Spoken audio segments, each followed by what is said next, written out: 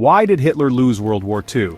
It's one of history's most asked questions, and the answer is a combination of miscalculation, overreach, and catastrophic mistakes. Let's start with Operation Barbarossa. In June 1941, Hitler invaded the Soviet Union expecting a quick victory.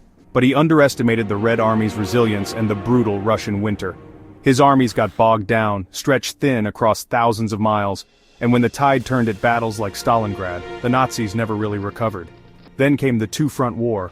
On one side, Germany was battling Britain and later American forces in the West. On the other, the Soviets were pushing hard from the East. Juggling both was simply impossible. The Allies squeezed Germany from both sides and Hitler's forces just couldn't keep up.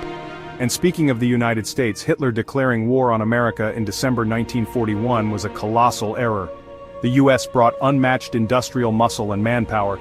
American factories churned out tanks, planes, and ships at a pace Germany couldn't match.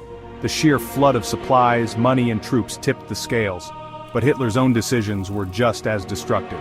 He micromanaged his generals, often ignoring their advice.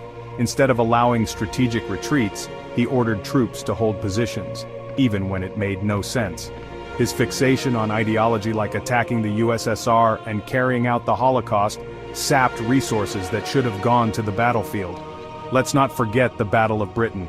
Hitler failed to crush the Royal Air Force, which meant Britain stayed in the war. London never fell, and the Allies gained a crucial base to launch D-Day and the liberation of Western Europe. On top of that, the Allies had the edge in technology and intelligence. They broke German codes, like the famous Enigma machine, and used radar to spot enemy planes. Meanwhile, Germany's wonder weapons, like the W2 rocket, arrived too late, and in too few numbers to matter. Economically, Germany was boxed in. The country simply didn't have enough oil, raw materials, or factories to sustain a long war.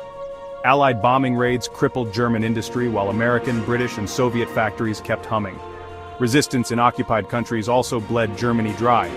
Partisans in places like Yugoslavia and France tied down huge numbers of troops.